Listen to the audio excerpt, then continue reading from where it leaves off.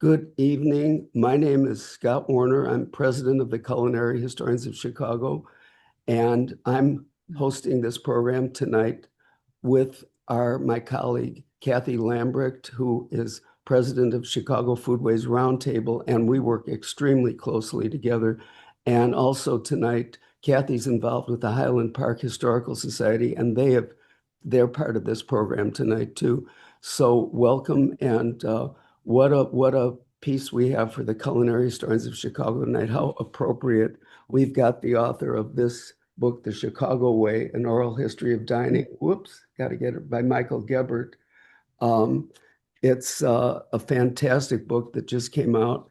And a full disclaimer, Cathy and I are mentioned in it. We're considered contributors to it because we gave some of the oral history that Mike reported on. I spoke about my dear friend, Louis Szathmary, the chef from the bakery restaurant, who I knew and worked for 60 years ago.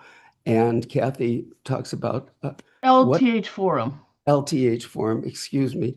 That's So okay. anyway, we are mentioned in the book, and we're very honored to be mentioned in the book. And let me tell you a little bit about Mike. Mike is and I have his background right here. He's the editor of Foodateur, which is a wonderful, wonderful, wonderful publication covering the food and restaurant scene in Chicago online. And I encourage you to Google it. Michael tell us a little bit about it when he speaks. And Mike is a James Beard Award-winning food writer and video producer. He was also an editor of Grub Street Chicago, a contributor to publications such as Chicago Magazine and the Chicago Reader, and a founder of the online culinary chat site, which we just mentioned, LTH Forum. And appropriately, he lives in Chicago. He's really outstanding. Take it away. Okay.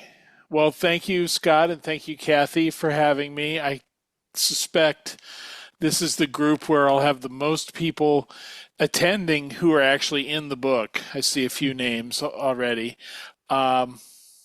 All right. Well, let's start with this. I'm going to start by talking about myself a little at first. I promise it has a point that will eventually get to chefs who are more interesting than me. So I grew up in Wichita, Kansas, a place that I think puts the middle in middle America. But as a kid, I always had this idea that I would live in a big city and lead this sophisticated big city life. My particular plan was that I would write for Mad Magazine and I would basically live the life of Eloise in the books, live in the Plaza Hotel or something like that. I wasn't exactly sure how I was going to get there, but that was my idea.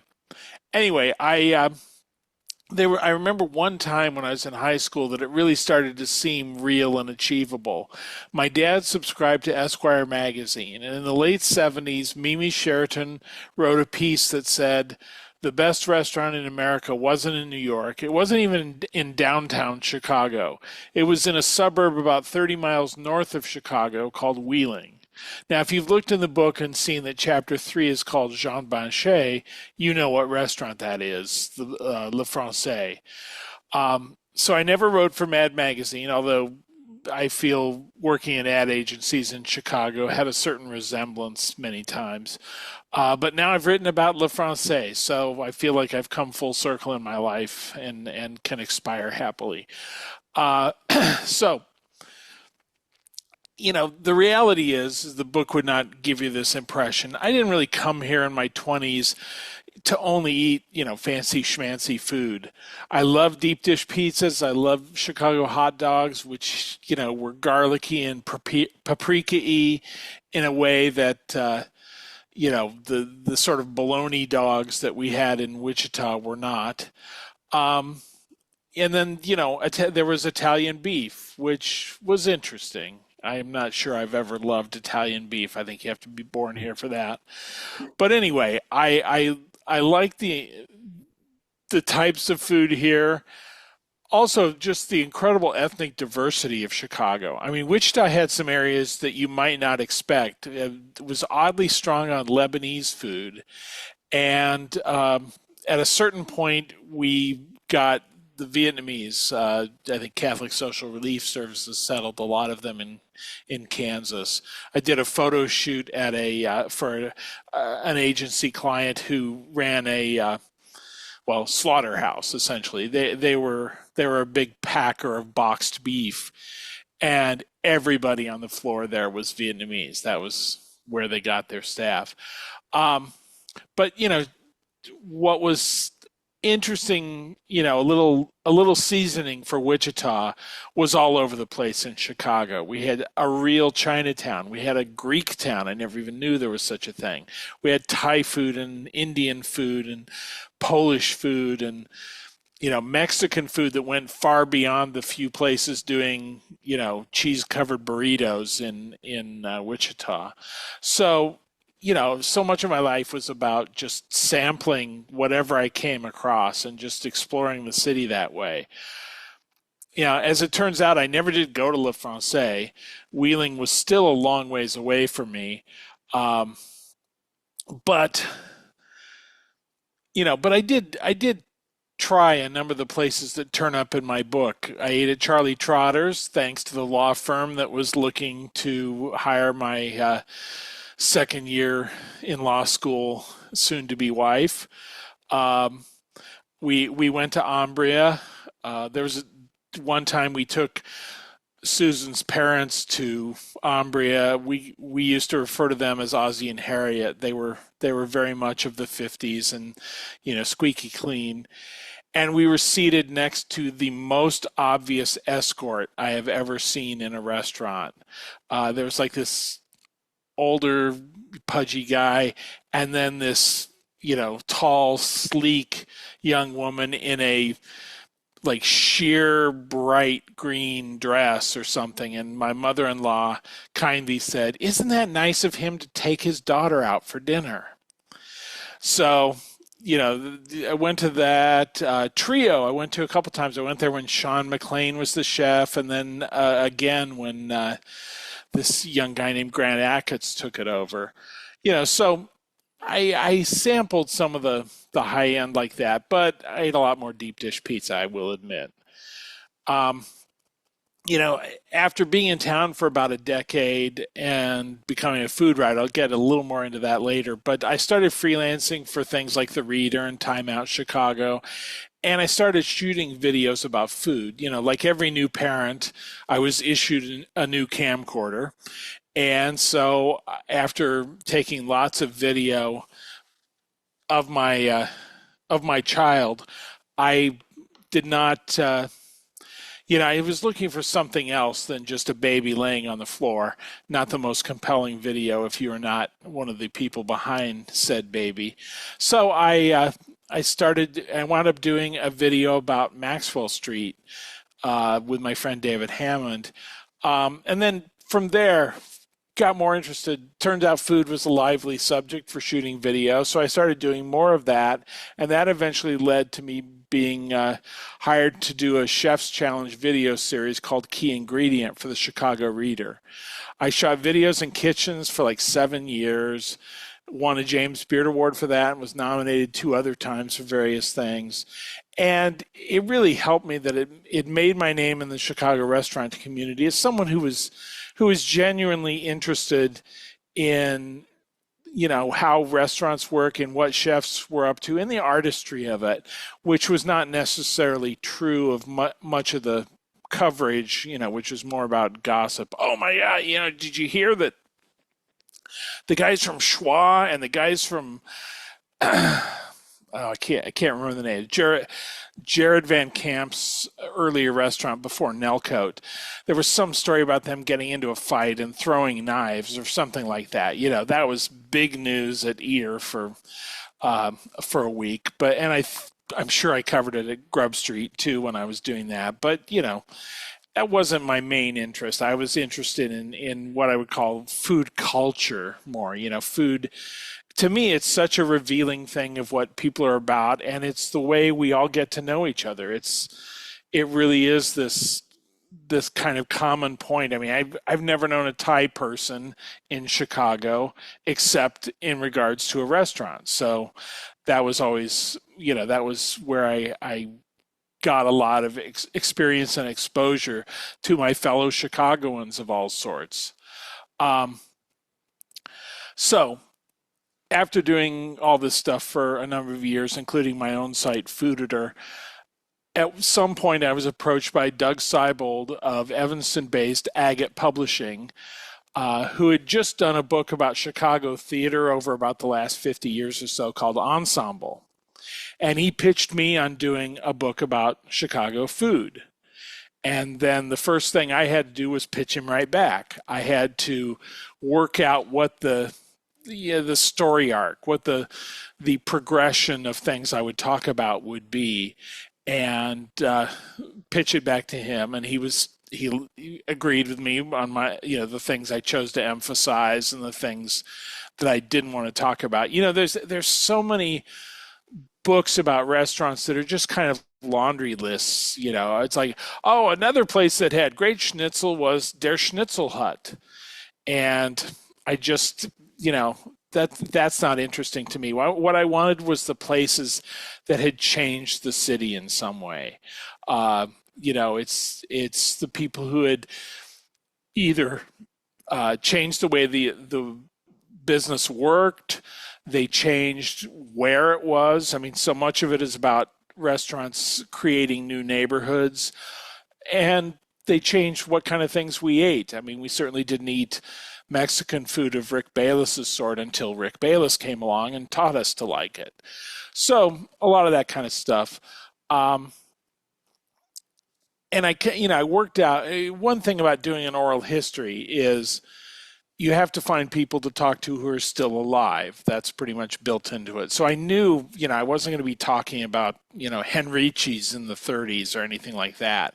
I had to come up with a storyline that really covered the period where I could find people to talk about. I mean, the chefs might be gone, but at least their widows might be alive, or like in the case of Louis Szathmary, even the widow was gone.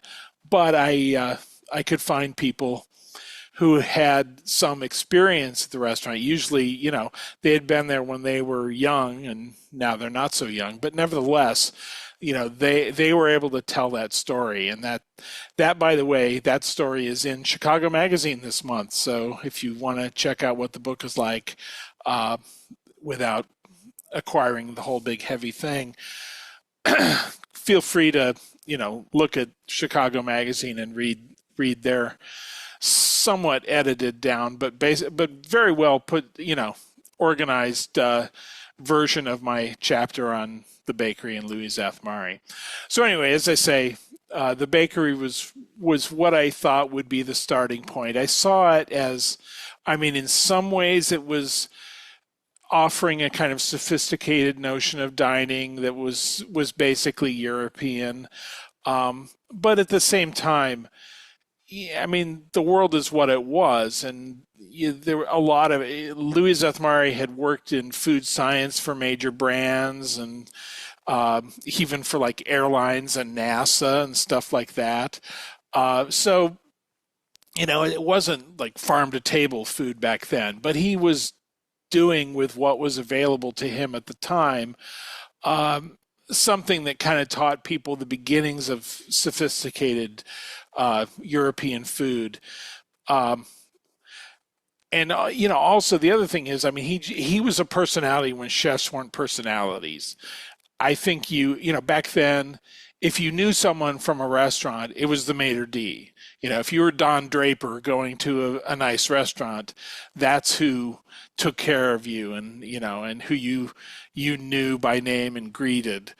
But Szathmary was one of the first chefs who really put himself, front and center. There's a quote from a Tribune food writer named Pat Daly in my book. She says, "For the most part, chefs didn't have personality. They were surly at best. Here comes Louis. He's got the iconic look. He's got the belly of a baker. He has this enormous mustache. He was jovial. He was a presence." So that was different. And he carried it over into, like he had columns in various newspapers over time and appeared on a lot of the talk shows from, Mike Douglas and Dinah Shore up to Oprah and Phil Donahue and people like that. I worked at Leo Burnett Advertising, which is particularly known for critters. A critter is basically you embody the brand of the product. You embody its personality in some sort of usually animated or something creature. The Jolly Green Giant is a critter. The Keebler Elves were critters. The Marlboro Man was a critter. And I feel Louis was basically the chef as a critter. He had come out of being a psychologist in Hungary, but World War II sort of disrupted everything. And when he came to America, cooking was what he could do and work in America. So he made himself into the embodiment of a European chef for the people who came to the bakery. He was the first one they saw in person, live in the field. And, he made that real for them. The interesting thing about Szathmary is that he didn't actually work in his own kitchen. What he would do is he had this enormous book collection, which eventually was donated to a couple of universities. But he would concoct recipes out of what he saw in the books and what he thought would work, and then have his staff, work this up, and then let's see how it is. Oh, I think it needs a little more of this, which I think is interesting because in a lot of ways that's how Charlie Trotter was too. We'll get to that in a bit, but he was inventive in that way, but as a kind of food scientist working in his own restaurant more than the chef who's in the kitchen, flipping wooden spoons around and, lifting pans up out of the fire and all that stuff. Interestingly, I've just recently had, one of the brands that he did a lot of things for was Stouffer's. And I don't know, I think Scott says in the book that he created, 5 of their best known frozen dinner type things. I don't really know what the others were, but one that seems to be well remembered is the Stouffer's spinach souffle. And so I went over to my Jewel recently and acquired a Stouffer's spinach souffle and cooked it up, and it's pretty good. I'm not someone who typically eats a lot of frozen food like that, but it's pretty nice. So anyway, you can try one thing of Louis Szathmary's to this day, even though he's been gone for 30 years at this point. To me, he kind of summed up food in Chicago at that time in that he sort of had like one foot in Jean Banchet's world and then one foot in the world of the other most important Chicagoan in food, which would be Ray Kroc. There was definitely a sort of industrialness to his approach. There was a brand called Sexton Foods that used to do various sauces in cans, and he used a lot of those. And like a lot of things, you start with that, but you take it in your own direction, and it doesn't taste like you're eating out of a can. So, then who would have known better anyway? But I think he used them sincerely to achieve what he wanted. Now, Szathmary, as I said, was gone for 30 years. Even his widow died in the 2010. So I didn't have a chance to talk to anyone, that was there, in the family. But I did find a number of people, including our host Scott Warner, who had worked at the bakery, early on, mostly when they were young, and maybe kind of toward the end of his run in the 80s, but still, had experience of what the place was like and why it was so popular at the time. I think, if you think of what the restaurants typically then were fine restaurants, they were downtown and they were aimed at the, the expense account diner. And the bakery was something else. I mean, it had that personality of, I'm going to teach you something about food here. And it was in Lincoln Park, which at that time was not yet Yuppieville as it would become. It was known for gang activity. And there are a few stories which I noticed Chicago Magazine sort of edited out of their version about, how rough Lincoln Park could be back then. But, nevertheless, I mean, he owned the building. He was supportive of his fellow Hungarians. If someone was coming, to like talk at a university or something, they might end up staying somewhere in the building that contained the bakery. They would certainly be an honored guest there. So, I mean, just in a lot of ways, he was changing the idea of what restaurants were. Now, so I knew I would start with Szathmary, but here's the thing that happened. I signed the contract in, I think, toward the end of February 2020. And we all know what happened in early 2020, COVID. So, I had this idea that I was going to shoot video of all the interviews. Well, now I couldn't even see people in person. So I scrambled to sort of figure out how I was going to do it. The other problem was that it just seemed insensitive to call up, say, Donnie Medea of One Off and say, Donnie, tell me all about starting Blackbird, when the reality was he was in the process of closing Blackbird at that point. So I really had to think about who do I talk to first. And sorry. I knew that, so I focused, I mean, I would have focused on the oldest people anyway, but I focused on people whose restaurants were long gone because I figured they're just going to be the least sensitive to COVID, and that'll be okay. So I talked to a lot of the, I talked to the people related to the bakery. I talked to, people related to the early French chefs, and then from there to, kind of the first American restaurants in the book. I didn't really get to any place that's still around till I got to Let Us Entertain You. So I'm going to get a cough drop because I talk like Bill Clinton. I talk in a way that makes myself hoarse. All right. So the other thing was I wanted to kind of capture COVID as it was happening, because I think one of the things about, sort of disastrous historical events is once they're over, we don't want to think about them. It's sort of like, I always remember in the 70s, nobody would make a movie about the Vietnam War. And then suddenly, about 5 years after it ended, we got a whole bunch of movies about it. But it's like, when something just is over, people don't want to have anything to do with it. And I just thought some of what was going on with COVID, we needed to, capture while it was going on. So I interviewed people about dining with masks on, and about, feeding people in plastic igloos outside, because it's stuff that it's kind of hard to believe it even happened, now just a few years later. So that was the approach. I, kind of worked through those things and steadily moved forward as I was going through the book.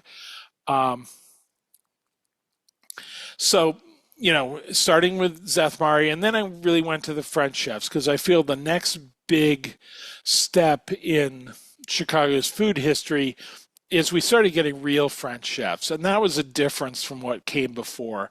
In the immediate post-war era, up until at least the 60s, what we had was basically what was called Continental cuisine. I don't know how many people remember dining out on Continental cuisine, but it was sort of French and European generally, but it was basically, it was mostly out of date. and it was also like strongly hemmed in by what you could actually get in America.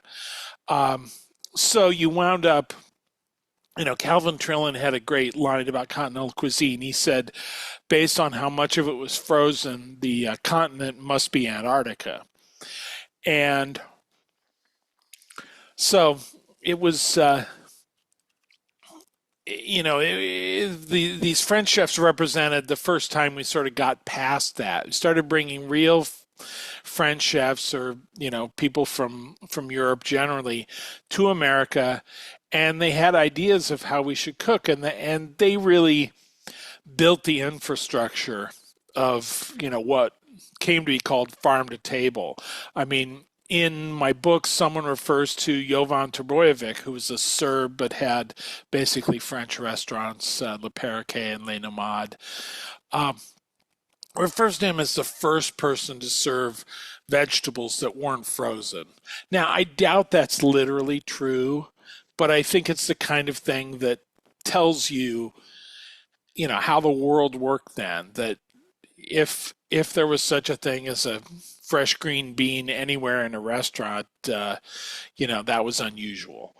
So we started seeing a lot of those kind of things. The French chefs didn't all cook nouvelle necessarily. That was the new thing coming from Europe. I mean, Banchet, for one, absolutely did not. He was very much old school, L'Escoffier,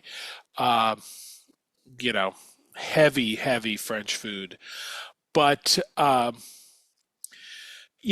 of the others were basically cooking nouvelle food. And in any case, they were sort of creating, bringing to Chicago the food of modern Europe in some sense. I mean, certainly lots of places in, say, Paris that you could get, still the French food of like 1900. But, there was just whatever was going on, you actually had direct, influence of it, and it wasn't the kind of thing where people were like, oh yeah, this is what I learned at the Grand Hotel Budapest in 1931, and that's good enough for Chicago. Another example of the kind of things that you couldn't get, like Lucien Verge, who had l'escargot, apparently could not find like Dijon mustard anywhere in Chicago then, so he had to send for it from New York. I mean, that was just kind of the way things were.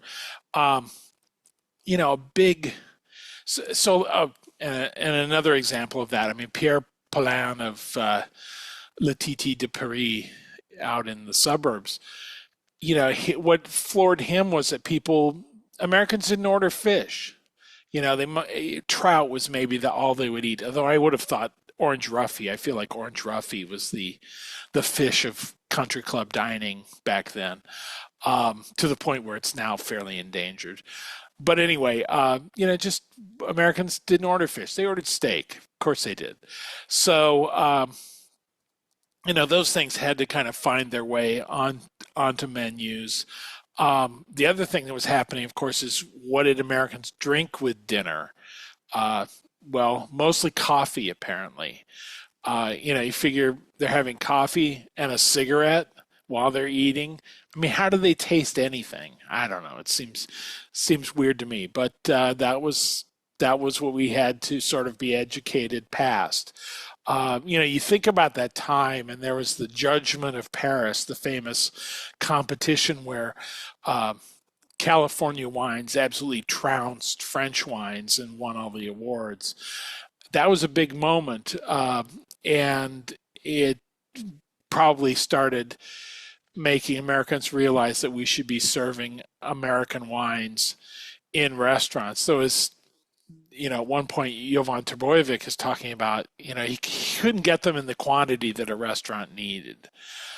So that was another infrastructure problem that sort of had to be overcome. But anyway,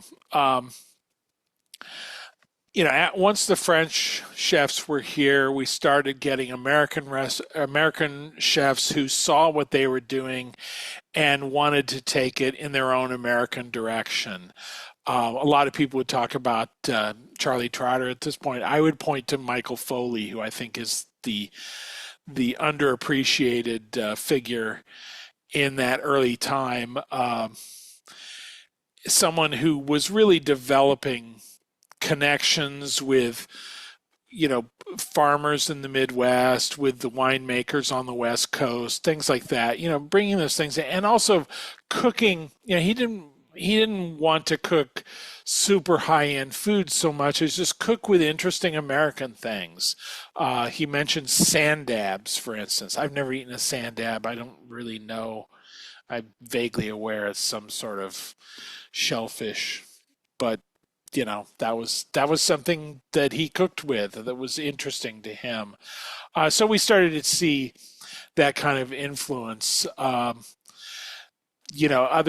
chefs of that time that I talk about in the book, Jackie Shen with her famous chocolate bag dessert, which was ripped off a lot by other people. She talks about that. Another example of just Chicago getting more cosmopolitan was Jimmy Bano Sr. with Heaven on Seven. I mean, he was working in a family-owned Greek counter, lunch counter up on the 7th floor of a building in the Loop. And he gets interested in this new thing that was hot called Cajun food. And so he just decides, he calls Paul Prudhomme up on the phone one day and says, "Hey, I'm a chef in Chicago, and I've been reading your book. I want to talk about Cajun food."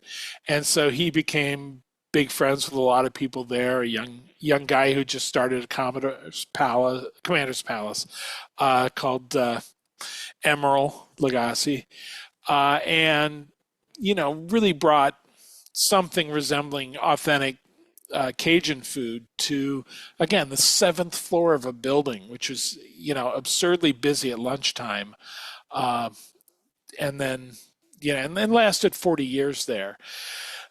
So there's just a lot of American activity. Now, the other thing I find really interesting, I mean, this is not that long ago, and it's certainly the world that I grew up in, but it's the pre-feminist era is just so weird now. I had so many versions where somebody like Carrie Nahabedian or Mary Beth Liccione or whoever would tell me, that they wanted to get hired by some chef, and he'd like, "Oh, it is impossible. We cannot have a woman in the kitchen. It would be too distracting for the men." And I'm just like, really? Some guy is sitting there, stuffing a partridge or whatever, and he suddenly catches a glimpse of Mary Beth Liccione's ankles, and then he's just ruined for the day. That seems so weird to me, but that was the world. It's at least what they imagined would happen. And I think this is a sign of what the French brigade kitchens were like. I mean, that was a hard life. And, there's some really good anecdotes in the book. There's a chef named David Jarvis. You might remember he had Melange on the North Shore eventually. But he was at Le Francais.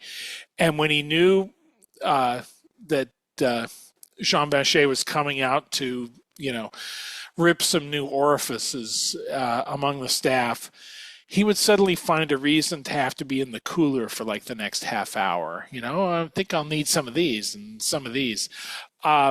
Just so it would pass him by. There's a story where the waiters would realize that you could hear Banchet yelling in the kitchen, and they would say to the diners, "Oh, the food will be good tonight." So, it was a rough world, and it took a while for people to kind of get past that. I mean, certainly Trotter is one who, felt that was the way you were supposed to work, and that's how he should run his kitchen. There's two Americans who weren't chefs that I particularly want to mention at this point. The first one is Gordon Sinclair. You may remember that I was the moderator for, his talk to culinary historians here.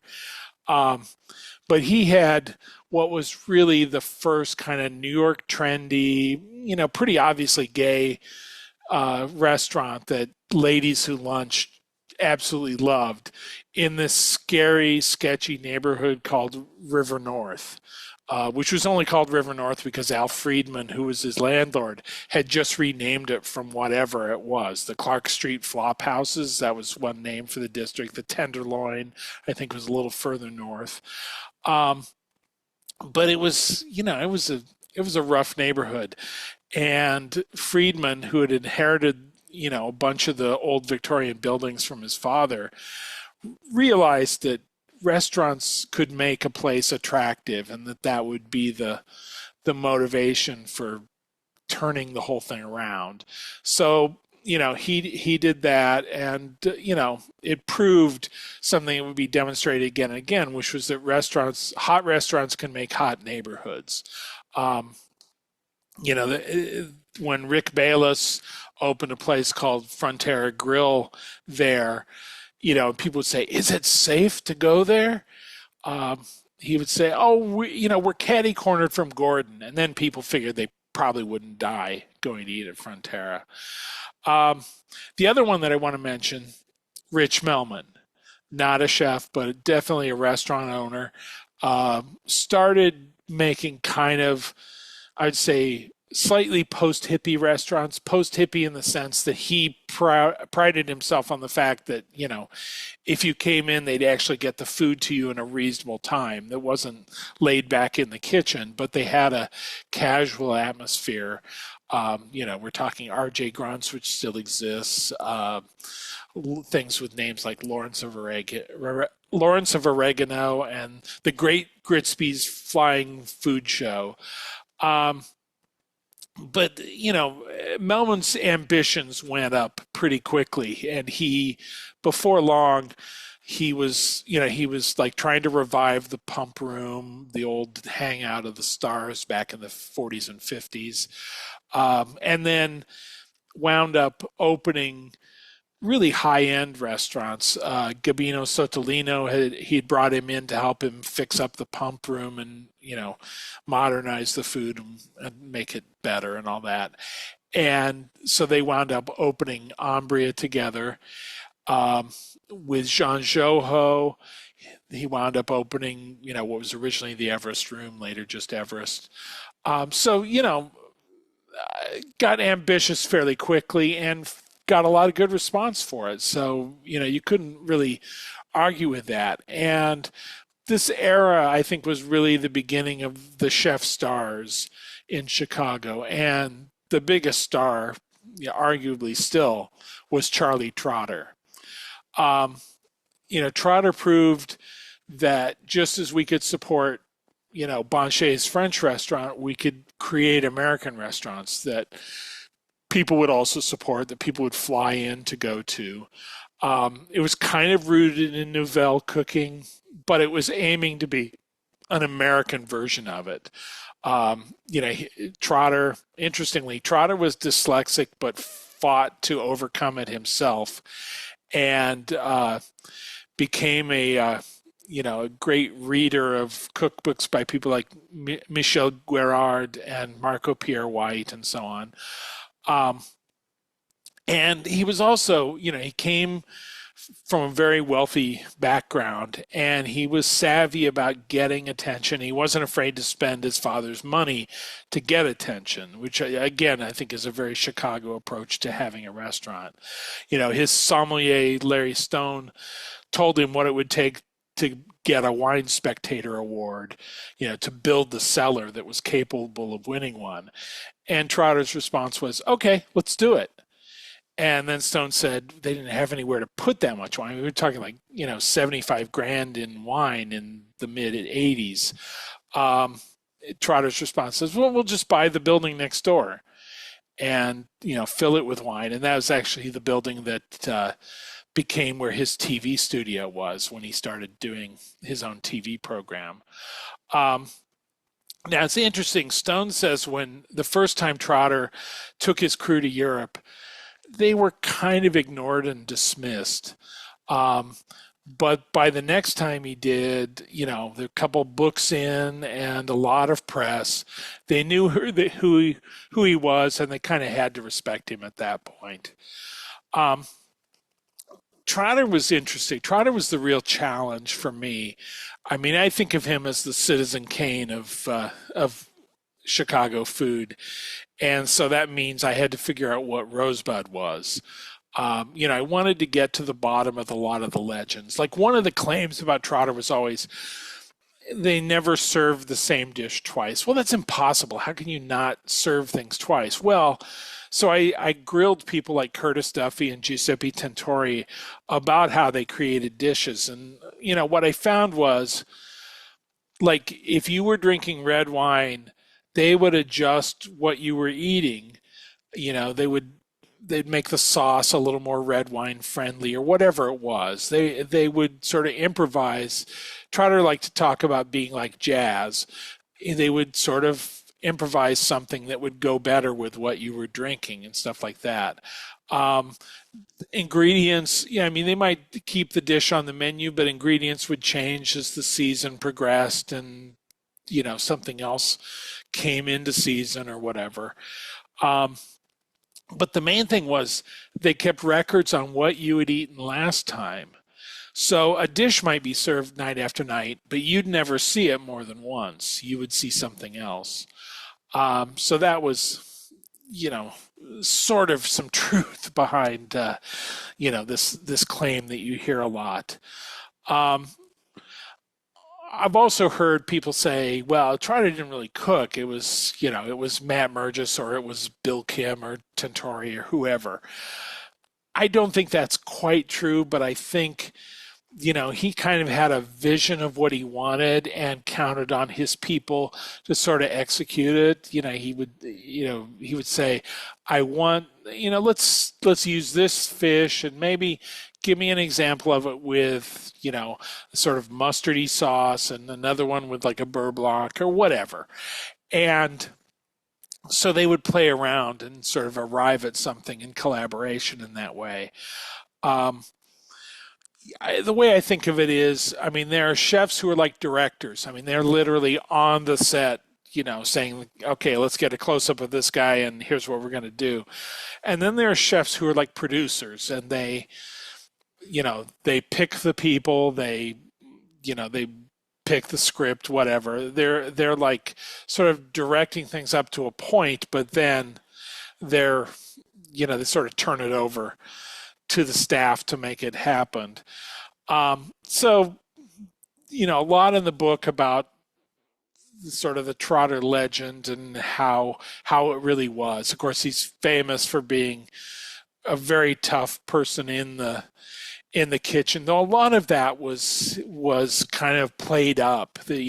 Stone talked about how he would do the kitchen table, and if they saw someone looking at their watch, Trotter would go over and rip the clock off the wall and say, "You'll be done when I say you're done." And as Stone says, that made the night for those people that they got bitched out a little by Charlie Trotter. That was the high point of their evening. So that's, that was Trotter. And, he had a long run as really the king of food in Chicago. I think he was kind of overdue to be knocked off his throne at some point. And that, just as he had done to Banchet. And, that eventually came with Grant Achatz. Suddenly Trotter was old news, and he should have known it was coming, but I kind of think he didn't, and he didn't entirely take it well. So ultimately, what was Rosebud? Well, they kind of weasel out of Rosebud and Citizen Kane. At some point they say, I don't think one word can sum up a man's life. I think if there's any story that explains Trotter in my book, it's actually in the chapter on the bakery and Louis Szathmary. Trotter and his date went there on prom night, and Szathmary came up to their table and said, you don't have any wine. And he said, well, we're not 21. And he said, still, you're here. You should be able to have some wine. Louis's relationship to the law was pretty loose at that point, and he got away with it. So he brings 2 glasses of wine for them. And apparently, Trotter, that could well be the moment when he decided this is what I want to do. The power that the chef had to make somebody's evening that way was really affecting to him. There's another story that I think maybe tells the most about Trotter, and it does actually have Trotter in it. Bill Kim used to give Sari Zernich, who is now Sari Worsham, she and her husband have MFK, used to give her a ride home sometimes. And at one point, Bill is talking about that he wants to open a place where they would make like dumplings, what eventually became Urban Belly. And she's sort of like, but you've worked in this amazing place, you've seen the high end of dining at its finest. It just seems weird that you want to make, funny little Chinese restaurant food like this or whatever, or Korean, I guess. And she didn't understand it then, but came to understand that I think for a lot of people who worked at Trotter, for everyone like Curtis Duffy, who then wants to do his own place that's on the same level that compares, Bill Kim, was just kind of done with that. He didn't want to only cook for people who had $10 million. He didn't want to only cook for people who were coming in with $1,000 bottles of wine. He didn't want to cook something like his heritage food for fairly normal people. And I've heard this, from a number of people over the years. Different chefs have had that experience. Dana Cree of now Pretty Cool Ice Cream, who did desserts at Alinea and Blackbird. She was just kind of done with doing, $14 desserts for rich people, and deliberately went into making ice cream pops because it's just more egalitarian. It's more normal people food. So there's a certain amount of that. People who've worked in that arena got burnt out on it sometimes. But anyway, so I think Trotter indubitably was the one who put Chicago on the map. And, any tasting menu that we have today owes some sort of debt to Trotter, whether that's, Oriole, Grace and Ever with Curtis Duffy, Smith with John Shields, and certainly Grant Achatz, even though he did not like it there, and he left fairly early on and found the mentor he wanted in Thomas Keller at the French Laundry. But I feel like so many things that follow about our food scene are basically in some level reacting to Trotter. For instance, Rick Bayless, totally different kind of food, artisanal Mexican food. But one of the things he really disagreed with Trotter about was, Trotter's getting all this produce in from Chef's Garden in Ohio, which is great. And I talked to Farmer Lee Jones in the book about it. But, Bayless's outlook is you can't have a great cuisine if you don't have great agriculture in an area. And he really wanted to develop those, Chicago area, upper Midwest farmers, so that, we'd be getting, our good, good strawberries that were red all the way through, not white in the middle like Driscoll strawberries, and other things like that. Be able to have those things and cook with them. So, just a lot of those people are in my mind in reaction to Trotter. From there, you kind of see that theme repeated. I think, there's a chapter on Jerry Kleiner in the West Loop. His very sexy nightclubby restaurants like Vivo and Red Light and Marche, they were stylish as all get out, but at the same time, the food was kind of normal. He deliberately says he wanted food you could understand that didn't have to be explained to you. Someone didn't have to stand there and say, you know, it's this from this farm and so on. It wanted a beautiful roast chicken kind of cooked over an open grill in the front of Marché and things like that. And it was hugely popular. I think he cites something that, or I think Michael Cornick, who worked for him, cites something that Rich Melman had said was you have to aim for the middle of the market so people see food they recognize and can handle, and then you can nudge them up from there. But you can't just offer them something that's completely alien. It's one of the reasons that tasting menus are where the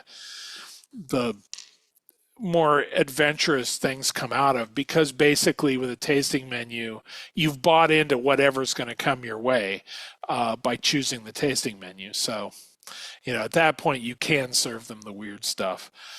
All right, let's see. So yeah, I mean, I think a lot of the places that follow in that footstep, I mean, one-off, Blackbird and Avec, I mean, they're very much more about farm to table food than, say, the Kleiner restaurants were. But still, it's about things that are recognizably normal, and then you might take them in another direction with certain dishes. I feel the same way about Stephanie Izard and the other Boca Group restaurants, that they were good at, doing things, as she would put it, that made your mouth happy. But, it wasn't something totally alien. It was just you hadn't had all these things in combination before. And I think really what happens there is, Trotter is sort of a high watermark for high-end dining, and things get more normal. I mean, one of the chapters that follows is, about what was happening in like Wicker Park, Logan Square, with places like Lula. Wicker Park would talk a lot about the Violet Hour and how it changed cocktail service. But just, they were kind of more youth-oriented restaurants, but at the same time, normal-ish food. Normal-ish is maybe a good word for Chicago dining. Now, another thing that I talk about in these a couple of times in the book, and this also involves talking about myself a little, but I'll keep it short. There are two chapters that really focus on media, how people discovered restaurants, how they perceived restaurants when they existed. I think that's a big part of how a scene like Chicago's happened. In the earlier chapter, it's really talking about the 70s. It talks about Alan and Carla Kelson, who are were the first reviewers for Chicago Magazine, and that really built that magazine. Was being the place to get, restaurant information then. The Tribune, it got more ambitious over time, brought in Bill Rice from DC as a food editor. So, just being more serious about food than when the food section was mainly about occupying space between the Jewel and Dominic's ads. And from there, that story sort of shades into Abby Mendel, who was a journalist, but more importantly, she was the powerhouse who really made the Green City Market happen. And then I think I saw Judith Dunbar Hines is here. She is one of the people that I interviewed about, Mayor Daley II became such a supporter of food as one of the things that made Chicago attractive to creative class workers who wanted to live here, attractive to people who to, move their business here, or hold conventions here, or whatever it was, that the restaurant scene was a big driver of that sort of thing. And he's very supportive of that. So, kind of a bit of the behind the scenes story of that. The second chapter that's about media is really about how media changed in, the last 20 years or so. And this is where I kind of enter the story a little bit. There were bloggers like me. There were people who did, these new online food sites like me with Grub Street Chicago. And then, and there were people who were doing, we're covering, I guess one of the things about when I was with LTH Forum was we sort of congratulated ourselves like we were the only people who had ever gone out and eaten tacos or whatever. The reality was, even going back to kind of that first chapter on media, I have Paula Camp talking about how they would, get a van and just drive around the South Side and, eat barbecue or whatever they found. So, people were always doing that. But I think one of the people who was really strong at that was Monica Eng. I always remember a story where when I had first sort of discovered Chowhound online, I got my friend Wyatt, and I knew that there was this area of like Middle Eastern food on a faraway street called Kedzie, and we were going to go explore it, Columbus discovering this neighborhood. And the first place we stop is this place called Nuno Kebab, and right in the window there's a Cheap Eats review by Monica Eng. So it's like, oh, I guess someone else has already found this, but she gave it 4 forks, so I guess we should try it too.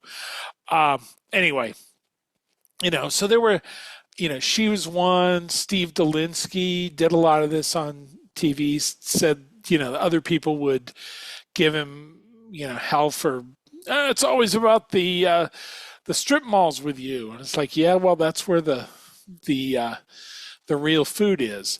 Another thing, check please. I was just on David Manilow's podcast for Cranes, and, I had interviewed him about check please, because I think that was huge, that, we would say, if we talked about something on LTH Forum, the next day it would be busy at lunch, and we'd recognize most of the people there because it was our crowd.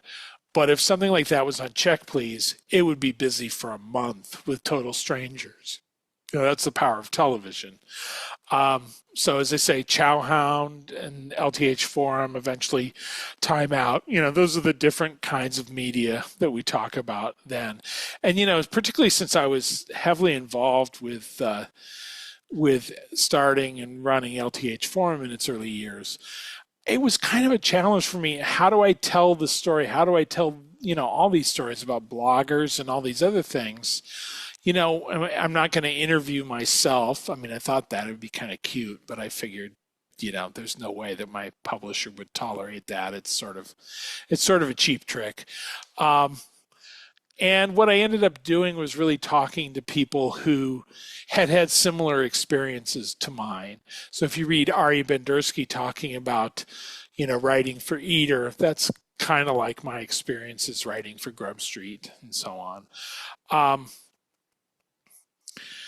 Let's see.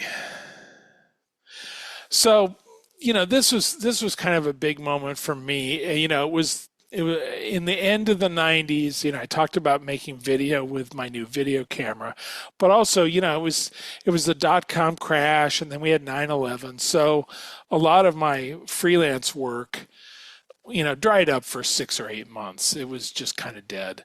And so going and eating relatively cheap food and then posting about it online was a good way to occupy my time. And again, mentioning Calvin Trillin, that was somebody who had pointed me toward it because he wrote a piece in the New Yorker about this crazy New York site called Chowhound, and some people were also involved with the Chicago board of it. And so I met a lot of the people that I still know to this day, like our friend Cathy. So, it was a big boon for me because a lot of these things that had mystified me. I mean, I had dragged my long-suffering wife to go eat Korean food, and, they bring us the little plates of banchan, and some of them have eyes, and we're like, are we supposed to eat this? What is this stuff? And suddenly I had a way to learn about these things very quickly. And so that was really helpful. And also just, finding other people. I mean, one of the things that we really liked when we were on Chowhound and then later on LTH was the more people you get to a dinner, the more things you can order. Imagine that. And, you're among other fat guys. So, we're all enabling each other. Don't hold back. But that gave us the opportunity to discover so many of these things.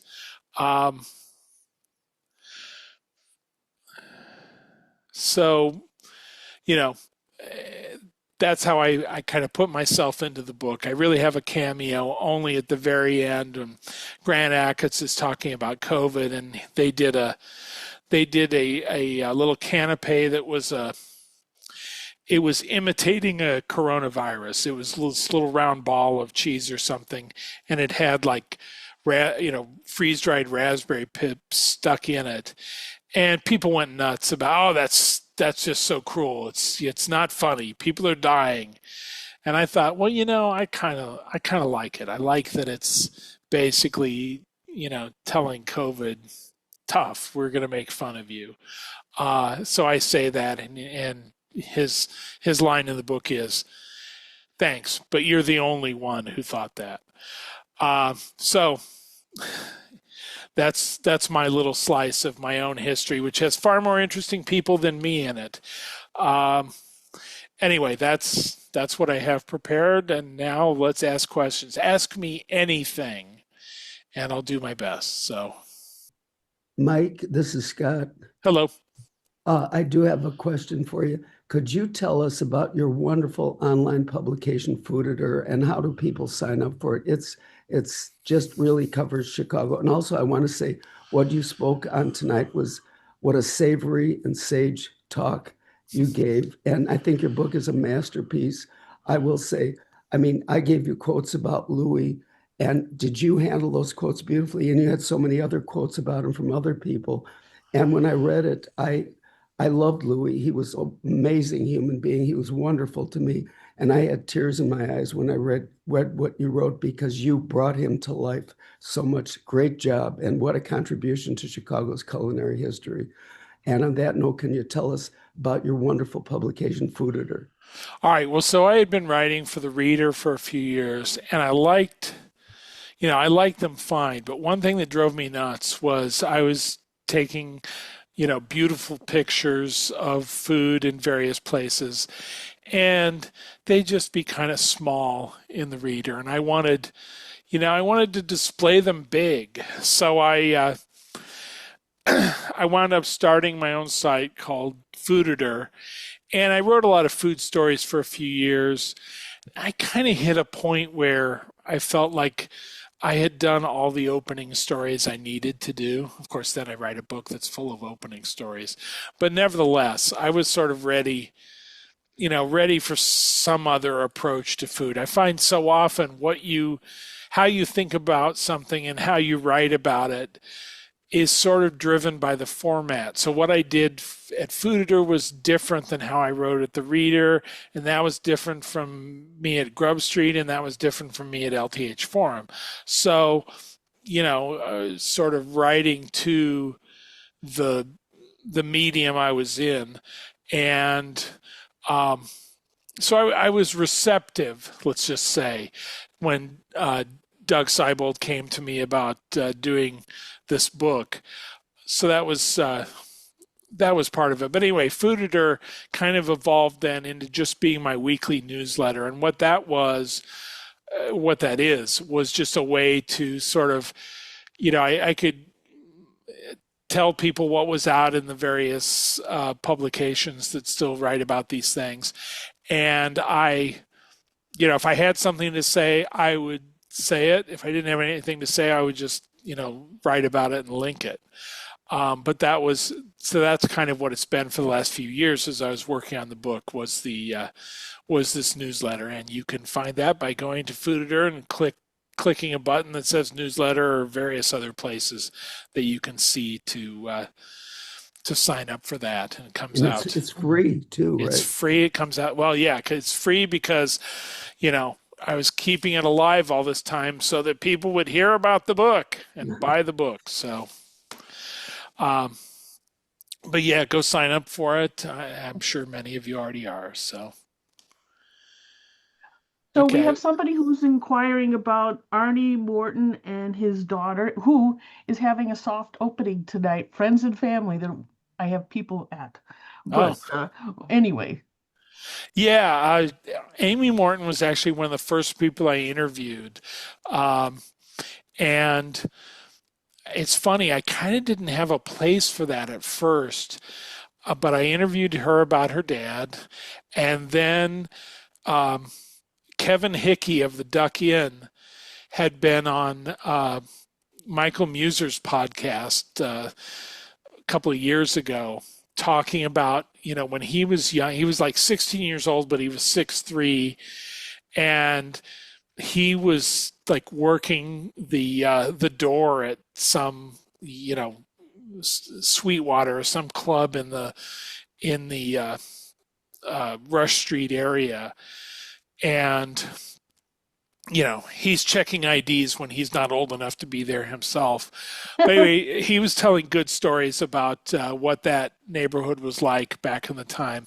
So I thought, well, that would be good to have in a chapter somewhere. So I finally decided, and I knew Doug kind of wanted something about steakhouses in there. I don't find them that interesting, but fine. I said, okay, I'll make a steak chapter basically, or a Rush Street chapter basically. So it starts with Amy talking about her dad, and also Michael Cornick, who will turn up several times in other chapters, and then Kevin Hickey talking about how wild and crazy the neighborhood was.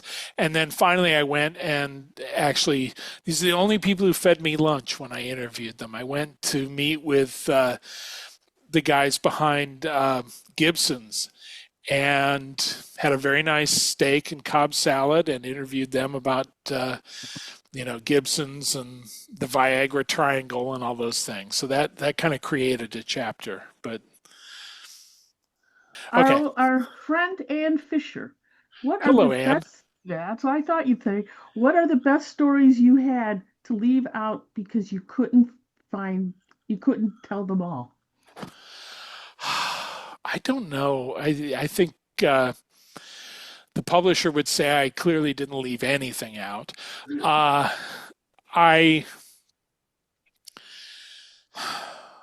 don't know that there's any like scandalous story that I had to leave out or anything like that. I mean, I mostly wasn't fishing for dirt. If someone wanted to tell me about their divorce or about the drugs they took or whatever, we talked about that, but I didn't have burning need to reflect such things. I don't know. I kind of don't think there are any great stories left out, or they were left out by the people. Now there's one guy I will say who he insisted that I send him the text from our interview.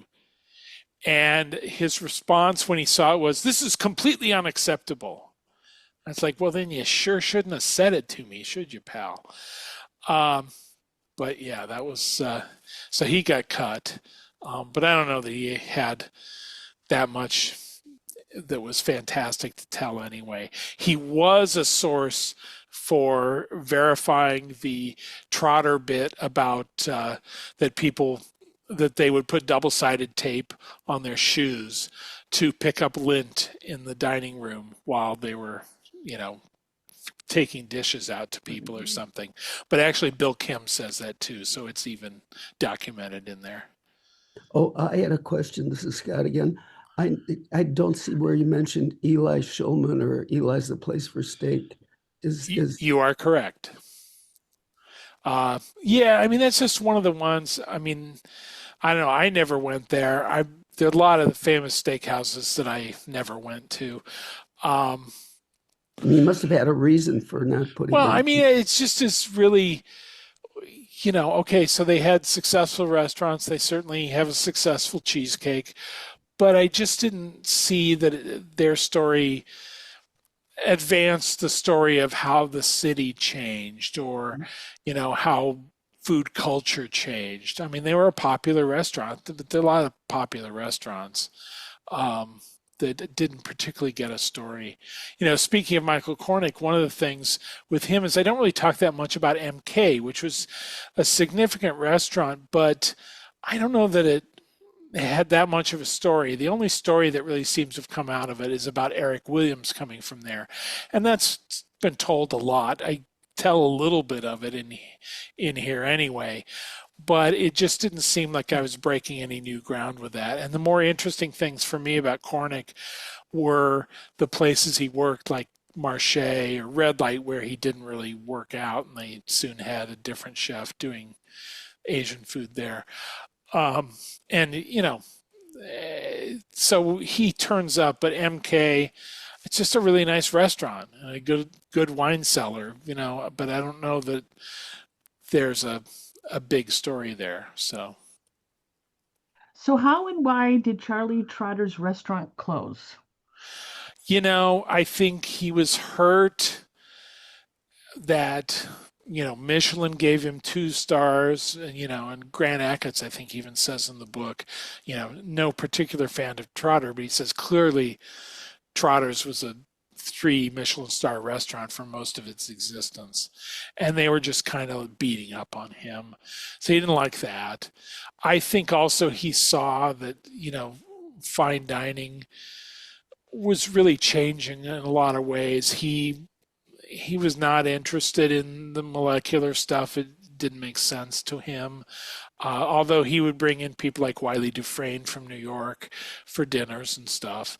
I went to one of the final dinners at Trotter's, and Nathan Mervold of the Modernist Cuisine cookbooks was there, and made like a caprese salad that came in a test tube, and you just did it as a shooter. So, there were, he was open to people doing that sort of thing, but it was never going to be his food. So I think there's just a lot of those things that he just saw as, this is not the world I know. And so, I think that's always an issue for these guys. At some point you're sort of padding around your restaurant in your bathrobe and your slippers, making the same food that you were making 30 years ago. And it just doesn't, for him, I think it was better to pick the moment when he left the business. And I think he knew that his health was not good. So. Can you talk about the phenomena of Let Us Entertain You restaurant, which is already a big chapter in your book? Yeah, it's one of the few things that gets its own chapter. At one point when I was trying to get Rich to sign the release, he was saying he wanted to see what I'd written. I sent it. He was fine. And then he was like, you don't really talk about, and he sort of rattled off some of those early restaurants, the Lawrence of Oregano's and so on. And I just kind of had to dodge that, man, you got like 50 restaurants. I can't talk about them all, and how interesting, if we talk about one Italian restaurant, do we need to also talk about Tucci Milan and Tucci Banouk and, whatever. So I kind of had to just persuade him that, you get a whole chapter, but I'm not covering everything you ever opened. I'm sort of picking and choosing the ones that seem culturally significant to me.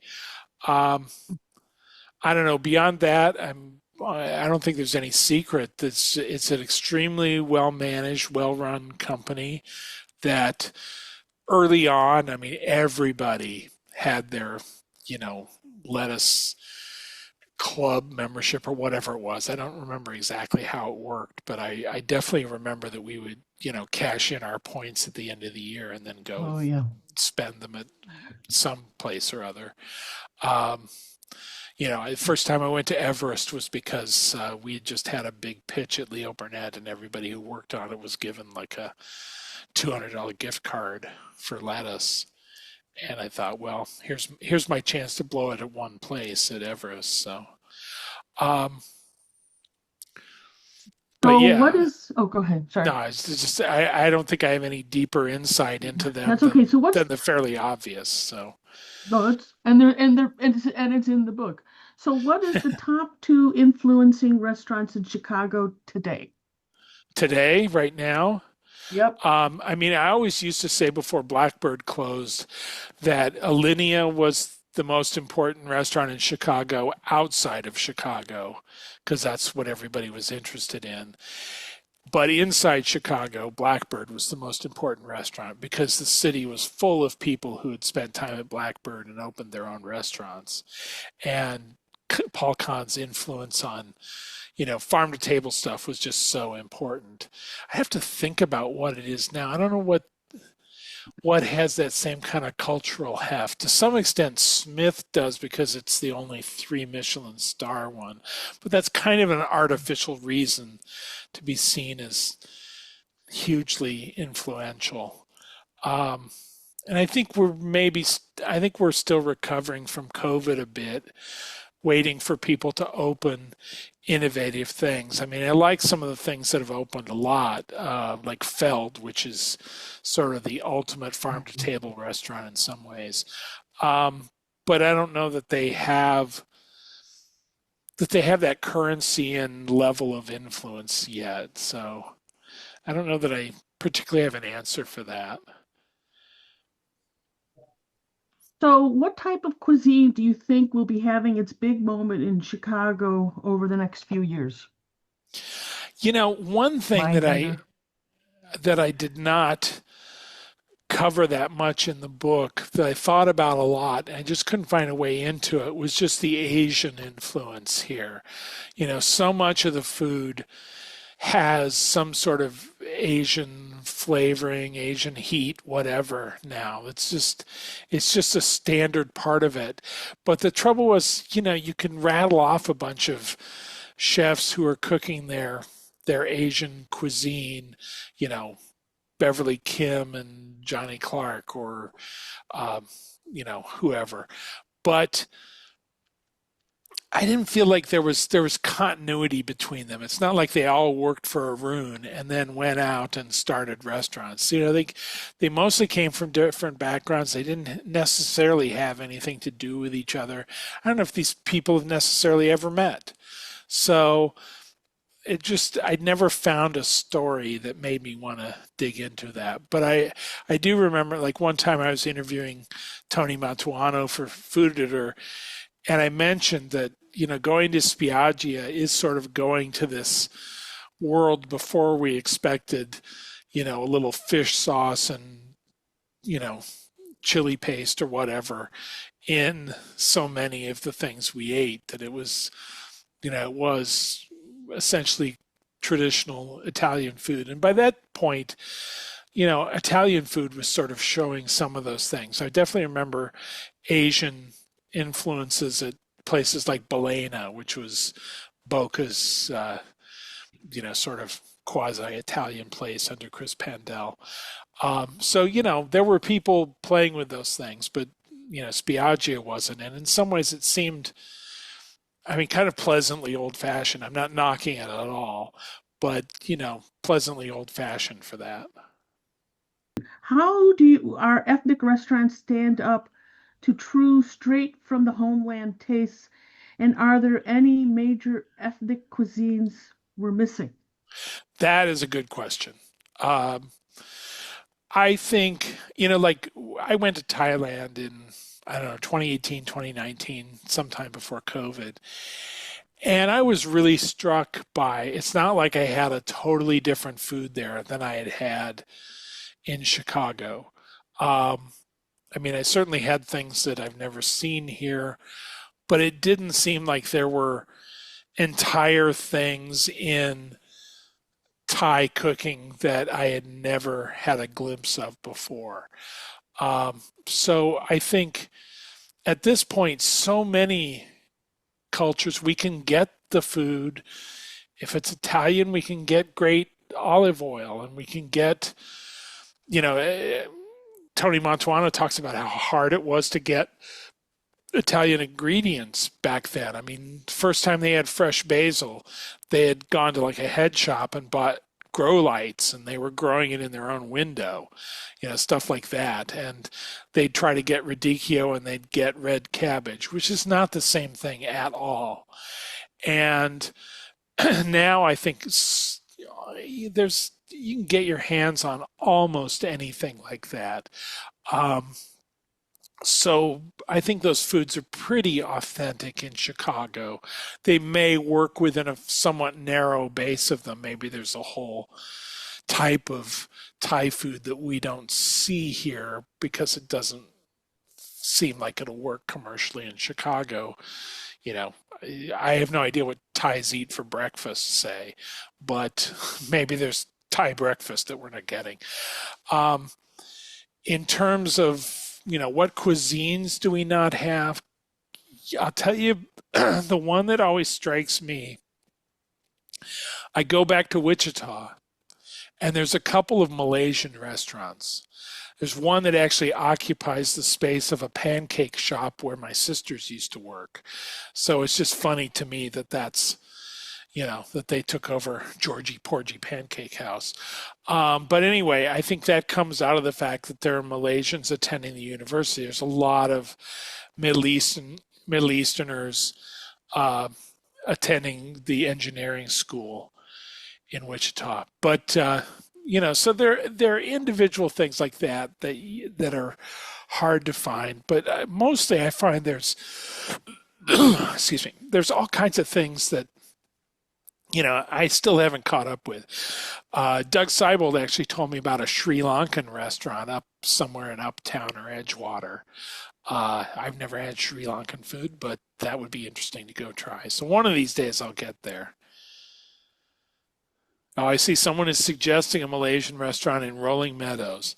Well, right there, I mean, that kind of tells you if you have to go, if I have to go that far for it, we don't have it in Chicago. So.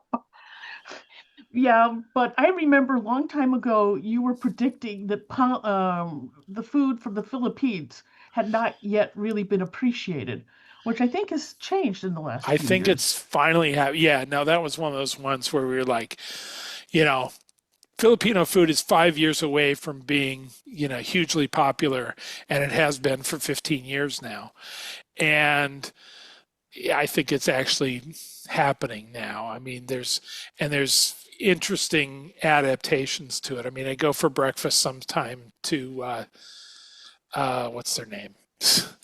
It's on Montrose, the Filipino. The Filipino place around Yeah. California. Something like that. I'm not sure. That's okay. And Del Sur, which does these sort of French pastries with Filipino flavors. I'm seeing a lot of bright purple in things in Chicago, and that's ube. So we're getting Filipinos making that. I see the person who asked about Rolling Meadows is saying that's near to her, and I mean, that's how it works. And you do have to go out in the burbs sometimes. If you are a city person who is above such things, I mean, I think I just went for Korean barbecue in, I don't know, somewhere up on Dempster. It must be Niles. But, a lot of that stuff, the places that are in the city are kind of a little old and tired. I think Chinatown was getting that way. And then I think all the Chinese attending school in the U.S. made, sort of revitalized it. And Chinatown is pretty lively right now, but there's definitely some of that. You need to go out into the area where these things are. I mean, it's one of those things. The trouble is, like, I remember Nick Kindlesberger, when he was at the Tribune, did a big long thing about Indian out in the suburbs. And it's like, if like me, you live in the city, and particularly when I had kids, it's like, how many times can you talk the family into, we're going to drive out to Schaumburg to eat the same stuff we eat on Jovan, because I hear it's, 15% better. I mean, that's just tough. But I do try and check those things out, and I think Niles is actually the underrated food suburb in Chicago. And the other thing that I have really championed was the Middle Eastern food down in like the Bridgeview area. I actually discovered it because I got a ticket driving in on the Kennedy, and I had to deal with it down at like 95th and something. And so I'm down there and I see all these places. So we go and eat at Al Bawadi and have a great lunch there. And I end up selling a piece to Time Out Chicago about Middle Eastern food in Bridgeview.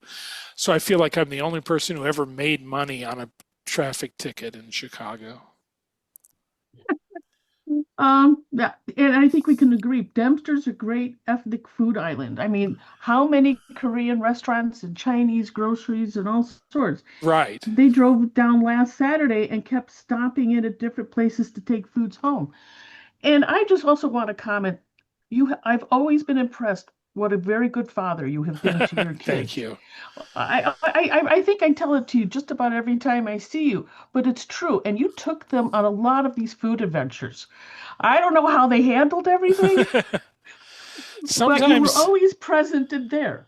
Sometimes they, resented it a little and would get a hot dog afterwards. But, sometimes, I remember one time we went, I think we might have gone to Ethiopian Diamond or one of the Ethiopian restaurants. But my older son, he was probably like 8, and he comes home saying, Mom, you have to try the red chicken. The red chicken is so good. So that was. And by the way, talking about the press, I just wanted, but an early LTH, I bumped into a new omakase Japanese restaurant, which I think later on you and I went there for dinner. And the next day, I stayed up to 2 o'clock in the morning writing up about it because I thought this was really fresh meat. Oh my goodness. Every reporter in town went there and kept referring to the internet buzz. Yeah. And most of them knew me, which was really annoying. What's wrong with attribution? But that's another life. It was very annoying to me, but I don't care. At this point, I don't care. So to comment on a couple of the comments I've seen pop up, I've been to Rendang Republic. I liked it a lot. I've been to Capitan. I didn't particularly love it, but maybe I just ordered the wrong thing. So I'm trying. So we try. I'm sure there are countries we don't have. I saw someone mention Kosovo, and I honestly don't know what Kosovo is, though I suspect it is very much like other foods from that part of the world. I think there's kind of a 1,000-mile wide swath of people eating lamb and rice. So I don't know. It's probably something like that, or cevapcici or whatever. Exactly. But they think it's all theirs. Right. And you go to Yugoslavia, I'm not Yugoslavia, you go to Romania, and it's bititi. It's basically cevapcici. Right. No, I always find that interesting is like, the word pierogi. There's a version of it in everywhere. It's, bieroks are related to pierogi. What's the like Ukrainian or Russian? You're thinking about vareniki. Vareniki, yeah. I mean, they're all basically the same word, so. I know, but it's national pride. Yeah. Don't touch that. That's the hot wire. We were given exotic food at home from birth. Never would have asked for a hot dog, not on the way home, not ever. With a lot of work, I found a place that had pizza with a Kosovo flavor and maybe 3 to 4 other dishes many years ago. Have you been to the newish Lebanese restaurant on Foster? There's so I, many d- places. I don't know that restaurant. What is it? Does anybody know the name? No, but someone can look it up in email. That would be Yeah, great. that would Well, be interesting. I'll check it out. Yeah. I think we've taken up plenty of your evening. It's all right.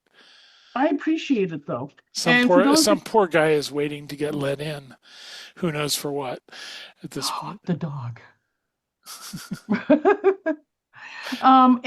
This will be edited and up, maybe finished tonight, maybe not. But Mike, it was terrific to talk to you for such an extended period of time Well, thank you and to for learn what having was in me. your would And have Mike, not dreamed of not. What's Mike, got we've been around since 1993. We've had such outstanding speakers over the years. I could pinch myself. I think your program tonight is one of my personal all-time favorites and Well, so thank you. appropriate for the culinary historians of Chicago. Thank you again for capturing the legacy of Chicago's food history. Thank you so much. All right. is there a book My too? pleasure. There's a scary thought. I know, because this took 5 years. Yeah, no, I'm sort of at a point of like reintroducing myself to my wife and things like that. So, That's a good idea. yeah. All right, and several people have announced they're buying your book. How's that? I like those people. I do too. Worth All every right. penny. Worth every penny. Absolutely. Absolutely. All right. Well, good night, and we'll see you again soon. Thank you all. Good night. Bye-bye.